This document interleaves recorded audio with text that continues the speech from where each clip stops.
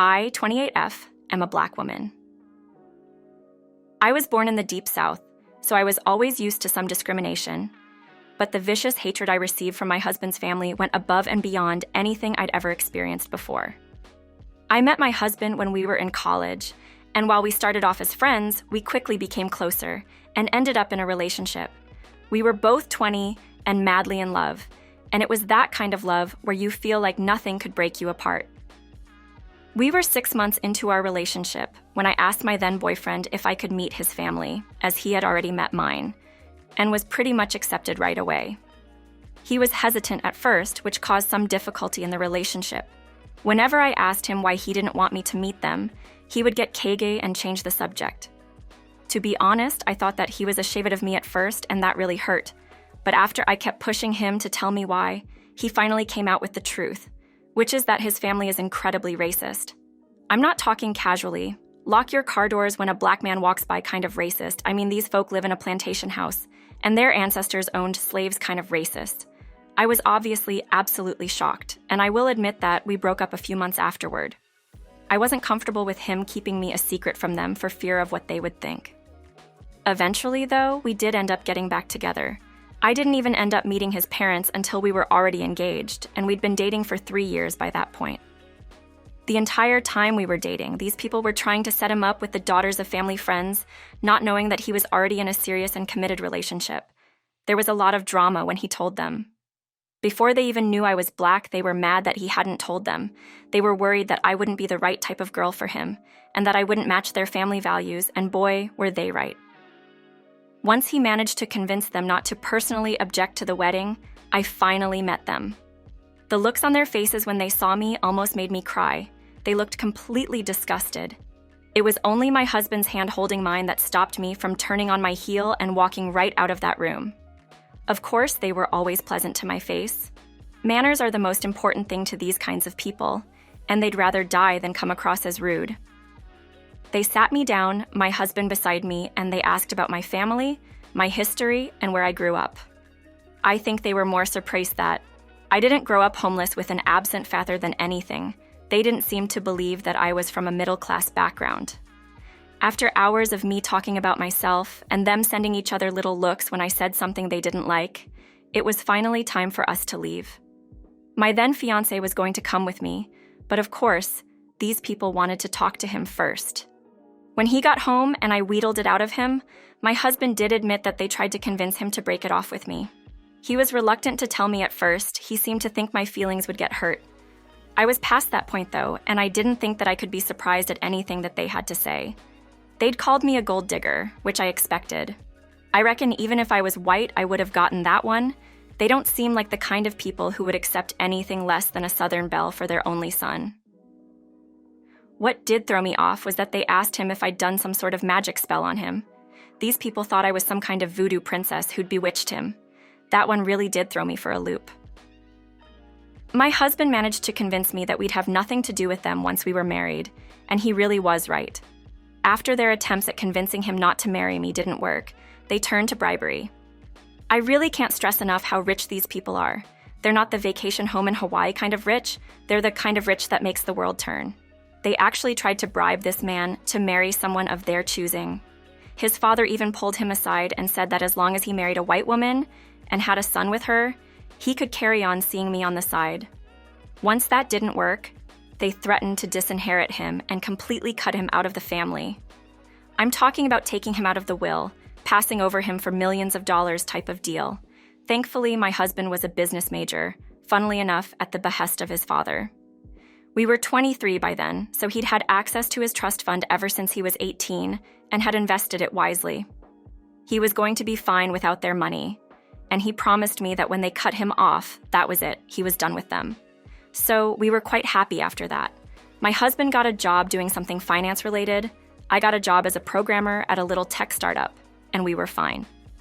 Neither of us really needed to work, not with my husband's trust fund, but neither of us wanted to spend our time doing nothing, so we took on short hours. We had a great social life, and we moved into a little 2-bedroom apartment in the middle of town. When we were 25, I gave birth to a son. Our lives were amazing and continued to be that way until a few months ago when my husband was killed. I know that's a very sudden way to put that, and I do apologize. I think I was getting a little lost in reminiscing there. 4 months ago, my husband was hit by a car just outside our apartment. I'd asked him to go to the store to buy milk, and as he was crossing the street, a drunk driver came flying down the road and hit him. He was dead on impact as far as I know, but his official time of death is 10 minutes later, once a doctor was able to pronounce him dead. It was sudden, and it was awful, and I saw it happen with my very own eyes. I was holding the baby by the window, and the reason he didn't see the car coming was because he was waving at me. I'll never forget the way his body flew into the air until the day I die. Thankfully, the baby was asleep. I know it's unlikely for a 3-year-old to remember much, but I don't want that image burned into his brain the way it is in mine. The funeral was over quickly. I didn't want to waste much time. We had a small service. His parents didn't attend. They didn't even bother to send flowers. It was my mom who spoke at the service, not his. We had him buried in the cemetery closest to our apartment, and that was that. The only contact I had from either my mother or father-in-law was immediately after his death. Their lawyer contacted me to let me know that they'd be fighting to take control of any of his assets that remained. Unfortunately for them, my husband point-blank refused to sign a prenup or any kind of agreement like it. Everything was left to me in his will, with strict instructions that his parents were to get nothing. I don't know if they didn't know about this or if they were hoping that I didn't know and would just roll over in grief and let them suck me dry, but they were unlucky in that. Well, everything changed last week. I heard through the grapevine that my brother's sister was recently diagnosed with ovarian cancer. It's stage 1 and the chances of survival are high, but she will need to undergo surgery and chemotherapy. The problem is that the doctors have informed her that the chances of having a child after these treatments are very slim, meaning she will be infertile. And this means that, since there are no other sons or daughters, my son is now the only chance these racist old bastards have of continuing on with their family name and legacy. I didn't give it much thought when I heard the news. Obviously, I've been busy with my own stuff. I got a call last week from an unknown number. I assumed that it was just the lawyer or something, but imagine my surprise when it was my mother-in-law on the phone. I was stunned into silence. I didn't even know what to say at first. She just started talking as if this was a normal occasion, and she talked to me on the phone all the time, as if she hadn't literally tried to pay her son not to marry me.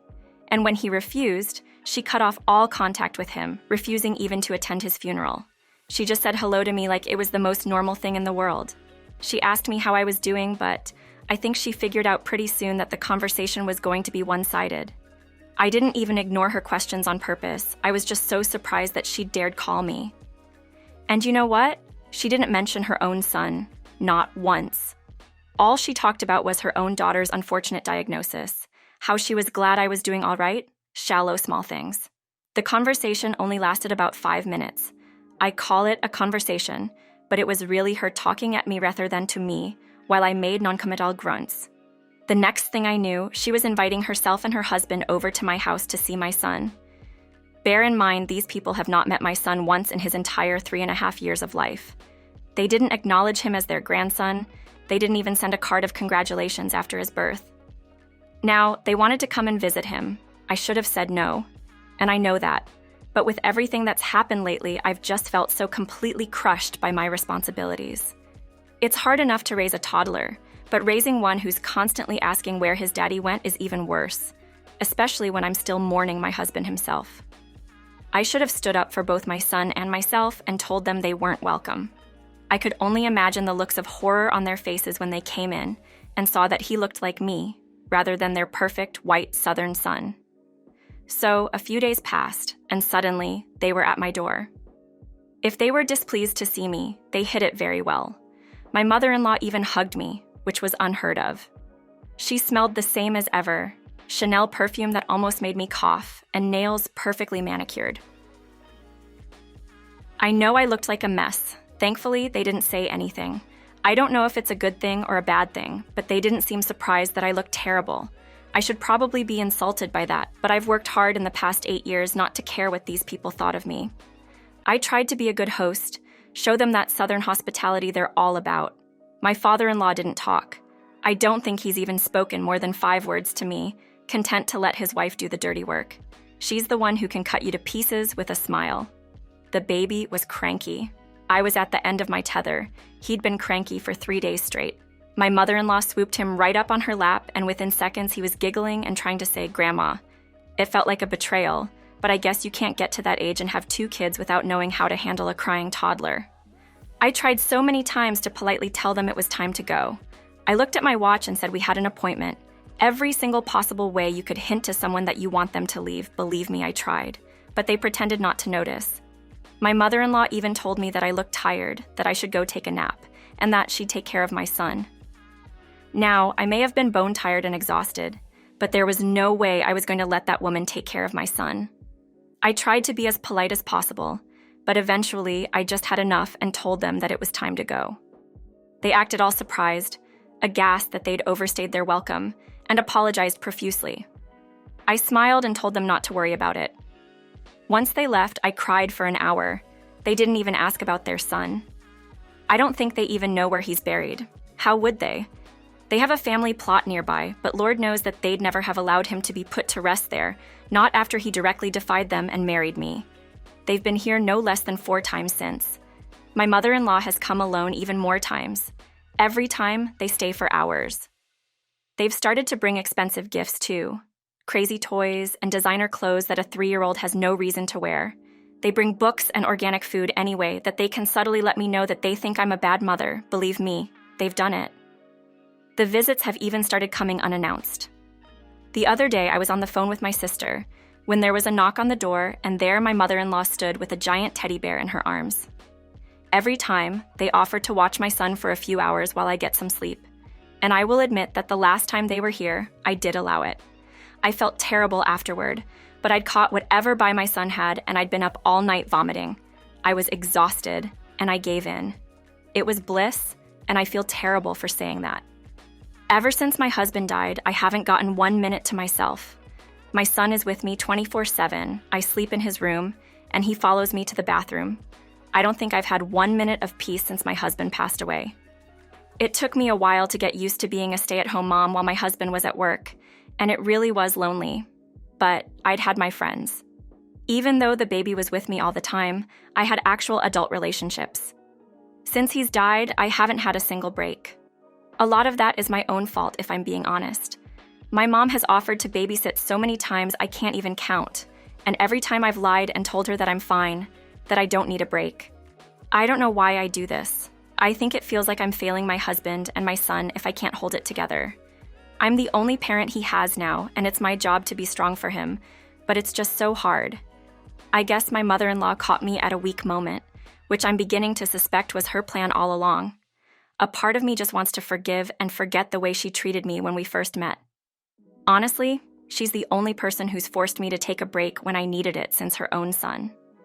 On the other hand, how can I leave my son in the care of a woman who hates the very color of his skin? Imagine how damaging that would feel to a little boy, to know your own grandmother hates the way you look, hates your mother. It isn't right. I also find it confusing as to why she suddenly becomes so family-oriented. On another level, though, I think I know exactly her game. When my husband went against the wishes of his mother and father, they disinherited him without a thought. I'm sure they had their hopes pinned on my sister-in-law giving birth to a son who could carry on their legacy, who they could groom to lead the family business someday. With her unable to conceive and my husband gone, my son is their only option.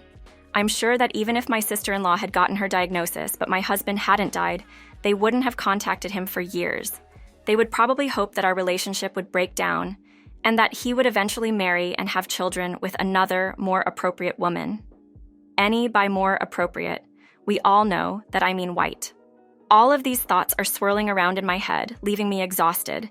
I do want to trust them. They're the only people in the world who knew my husband almost as well as I did.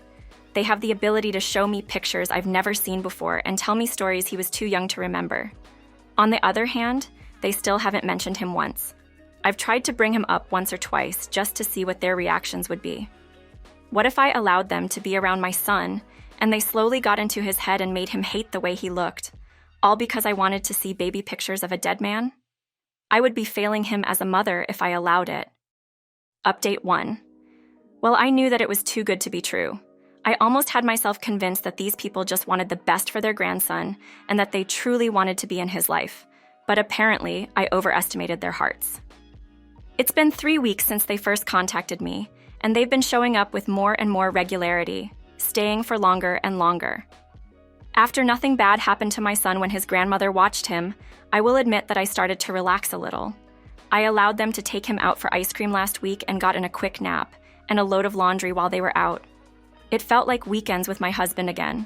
When they got back, he was smiling. It was so beautiful to see. Obviously, he's been very confused for the past couple of months. It's hard to explain to a 3-year-old why their father isn't around anymore. He's been really unsettled, barely talking, crying for his daddy, so to see him happy and content felt like a weight off of my chest. Well, apparently, I let my guard down too soon, because these people don't have a charitable bone in their body. They arrived at my house 3 days ago and asked if they could take my son to their house for a sleepover. I was hesitant. He'd never spent a night without me. But with the way they made him laugh and smile, I eventually gave in. Well, he spent the night there, and the next day, they didn't bring him back at the arranged time. I had myself convinced that there had been some kind of an accident, that their car had crashed and my son was dead. I'll tell you now, he's fine, to save some of you the anxiety that I was feeling. I was calling both of my in-laws frantically at this point, but neither of them was picking up the phone. After an hour and a half, there came a knock on my door. I'd called my mom by this point, and she told me the best thing that I could do was wait at home, and lo and behold, there they were. I was furious. I can't express how angry I was. I just about snatched my son out of his grandmother's arms, and I was looking him over, checking for bumps or scrapes. I was yelling as soon as they came into the living room, holding tight to my son, barely letting him breathe. I was just so relieved that he was all right. My mother-in-law had this little smirk on her lips, and she was holding an envelope that was stuffed with paperwork. The envelope was full of adoption papers.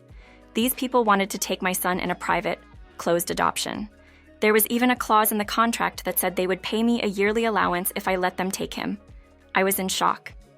They told me that I wasn't fit to be a mother, that my own son had been missing for over an hour, and I hadn't even bothered to leave my home to look for him.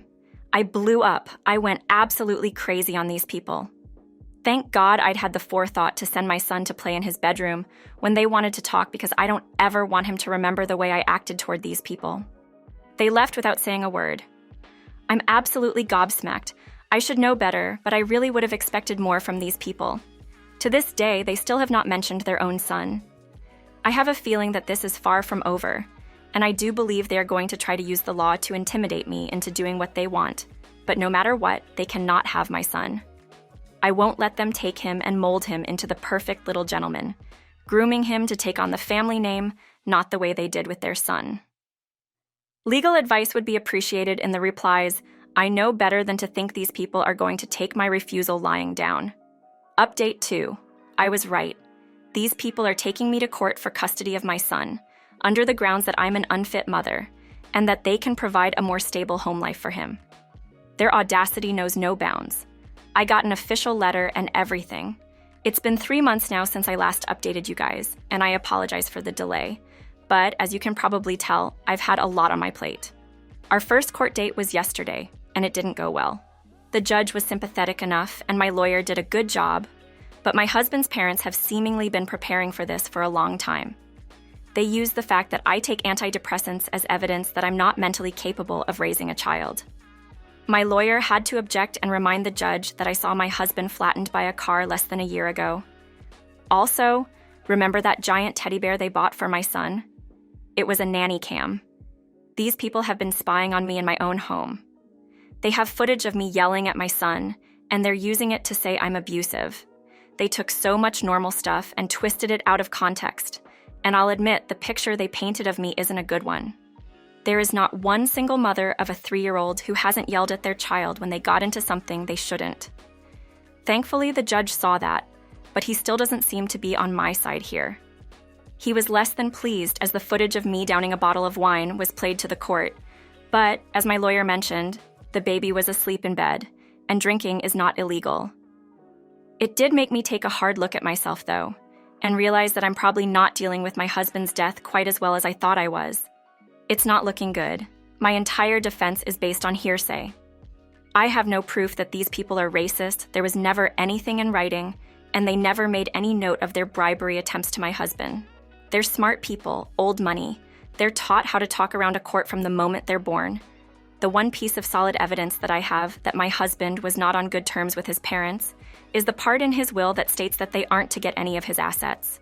It's good, but it's not enough. My lawyer isn't hopeful, and he's told me that it may be time to start accepting that these people are going to take my child, but I just can't do that. A lot of you guys sent some really helpful legal advice last time, but I'm hoping now that I've explained the circumstances a little, some lawyer on here is going to reply with the perfect strategy. It's a long shot, but it's pretty much my only hope right now. Update 3. I'm going to take a leaf out of these people's books. They spy on me, I'll spy on them, even Stevens. I never would have even come up with this idea if they hadn't used it first. Honestly, I thought that there were laws against recording people without their knowledge, and I certainly thought that you wouldn't be allowed to use those recordings as evidence, but I'm going to give them a taste of their own medicine. I have a meeting scheduled with them and their people tomorrow, and I've pretended to come down with something, so they're going to be coming to my house. I made it seem like I was going to agree to give them my son without actually saying it, so they were eager to agree. I'm going to make these people admit every little racist thing they ever did to me. I'm going to make them admit to the way they treated their son. I'll make it a condition that they apologize to me. And then I'm going to show the world what kind of people they are. Reputation is everything to them, and I'm going to tear theirs to shreds. Update 4. They didn't notice the camera. I was honestly worried that they would notice, seeing as I used the bear that they themselves bought, but I think that they were too caught up in their own victory to notice. They arrived at my house with their lawyer, smirks on both of their faces. My mother-in-law took the lead as always. She barged right in and sat on my couch, crossed her legs, and acted like my home was beneath her. Obviously, this change in attitude bothered me. I realized that, while she was trying to get into my good books, she'd been hiding her disdain for my home, but now that she felt like she had all the power, she was openly disgusted. Yes, it did bother me, but honestly, as long as she's up there on her pedestal, she's too busy to look around and realize that there's a camera pointing right at her face. A camera she bought, I might add. It went exactly as I planned. I literally couldn't have hoped for the meeting to go better. I was very careful about what I said. I made no promises, nothing that I could be held to, but I sure did hint that if they apologized for everything individually, I'd think about letting them take my child. They admitted, with their own mouths, in their own words, that they had tried to bribe my husband not to marry me. They didn't mention the reason, that they're disgusting racists, but they did admit that it was because they didn't see me as a suitable match. They admitted to cutting my husband out of the will because he chose to marry me anyway. And they even admitted that they'd had no interest in my son until they realized that he was their only chance at continuing on the family name. Once I knew that I had everything I needed, I pretended to come over with tiredness. They left soon after I stopped being cooperative. I cannot wait until they schedule the next meeting, because their faces when they find out that I was recording them are going to be absolutely priceless. Update 5. It worked. It actually worked. They've agreed to leave us alone. I wish I could show you guys these people's faces when they watched that tape. I think all the blood went rushing to their heads because they went bright red. There was nothing much to say after that. They had no options. They knew that their reputations would be ruined if I was to make that tape public. My lawyer drew up a quick contract that they signed immediately, stating that they would not contact either me or my son until my son was 18 years old. I'm happy enough with that deal. The contract had nothing on my end, however. They may have signed it and promised to leave us alone, but I did no such thing. First thing in the morning, I'm sending that video to every single business magazine in the state. Their reputations are going to be smeared like crazy, and there's nothing that they can do about it. Just a quick thanks to everybody who supported me through this really difficult time. I couldn't have made it through this without your support and your legal advice. Thanks.